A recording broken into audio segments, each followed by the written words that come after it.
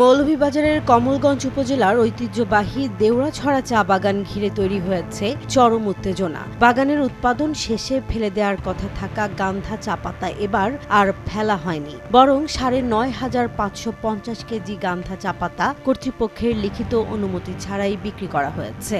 এমন অভিযোগ উঠেছে বাগানের ভারপ্রাপ্ত ম্যানেজার জহিরুল হকের বিরুদ্ধে।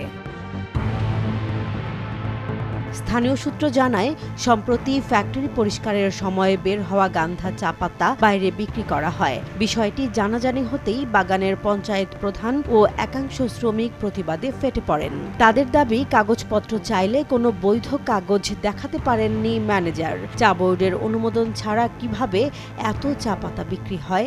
ম্যানেজার চা বোর্ডের অনুমোদন ছাড়া টিএস মাল বিক্রি করেছে।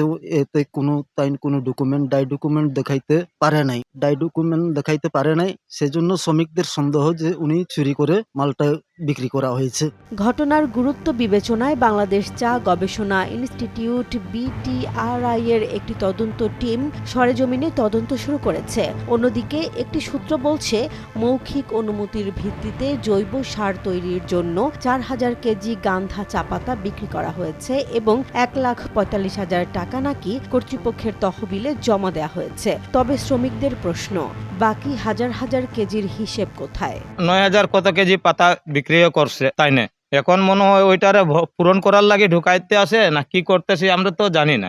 এদিন দেখলাম যে বাগান এখন চালান উলান সব বন্ধ, পাবলিক গাড়িয়ে তাই না মাল বেচছে, 2 গাড়ি মাল সাহেবে। তো জিগাইলাম আমরা, স্যার এই যে পাতাটা যে 2 গাড়ি বেচলা আপনি, আমরা কেউ জানি না, আর এটা তো অকশন মাল না যে আপনি পাবলিকের কাছে বেচে দিলা। কই না, এটা আমার টিপুডে অনুমোদন দিছে।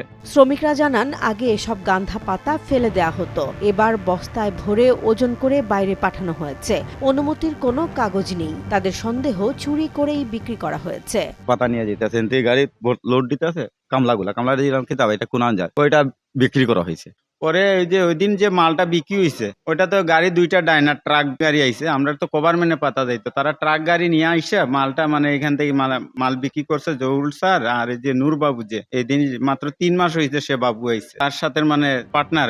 এ বিষয়ে দেউড়াছড়া চা বাগানের ভারপ্রাপ্ত ম্যানেজার জহিরুল হকের মুঠোফোনে যোগাযোগ করা হলে ফোন বন্ধ পাওয়া যায়। শ্রীমঙ্গল চা বোর্ডের প্রকল্প উন্নয়ন ইউনিটের পরিচালক ডক্টর AKM রফিকুল হক বলেন, গান্ধা চা পাতা সাধারণত নষ্ট বা পুড়িয়ে ফেলার নিয়ম। এটি জৈব সার হিসেবে মাঠে ব্যবহার করা যেতে পারে, কিন্তু বিক্রি করার নিয়ম নেই। চা বোর্ডের অনুমতি নেওয়া হয়েছে কিনা সে বিষয়ে তিনি নিশ্চিত নন। আমার কিছু নাই, আমার বলার কিছু নাই, এখানে কিছু নাই ভাই, এটা চা বোর্ড হেড অফিস ডিল করে। না গান্ধা কি হয়েছিল, এটা নিয়ম হয়েছিল ব্যাড টেস্ট কাস্টমাই না, নষ্ট করে দেওয়া আর কি, পোড়ায় দেওয়া অথবা ইয়ে করে দেওয়া। এটা অর্গানিক সার হইতে পারে, অর্গানিক সার হয় যদি ফিল্ডে দেওয়া যায়, বিক্রি করতে পারে না এটা। না বিভাগীয় কাস্টমস কর্মকর্তা সৌরভ দত্ত বিজয় জানান, ভ্যাট ট্যাক্স সংশ্লিষ্ট বিষয় হওয়ায় তদন্ত হয়েছে এবং এ ঘটনায় একটি মামলা দায়ের করা হয়েছে। আমরা একটা মামলা অলরেডি করা হয়েছে, হেডকোয়ার্টারে পাঠানো হয়েছে, তারপর আমাদের আইন অনুযায়ী যে ব্যবস্থা সেটা নেওয়া হবে। আমাদের বিষয় হলো তার যে কাগজপত্র, এটার উপর ভিত্তি করে তারা যেই বিক্রিটা করতেছে সেটার উপর যথাযথ ভ্যাট দিচ্ছে কিনা, না দিলে পরে আইন অনুযায়ী কতটুকু কি ফাঁকি দিচ্ছে তার উপর ভিত্তি করে যা ব্যবস্থা নেওয়া সেটা। এখন প্রশ্ন একটাই, গান্ধা চা পাতা কি সত্যিই আবর্জনা, নাকি এর আড়ালেই চলছে নিয়ম বহির্ভূত বাণিজ্য? তদন্ত শেষ না হওয়া পর্যন্ত কমলগঞ্জের দেউড়াছড়া চা বাগানে এই প্রশ্নই ঘুরপাক খাচ্ছে। জেসমিন জাহান, নিউজ ডেস্ক, জনবাণী।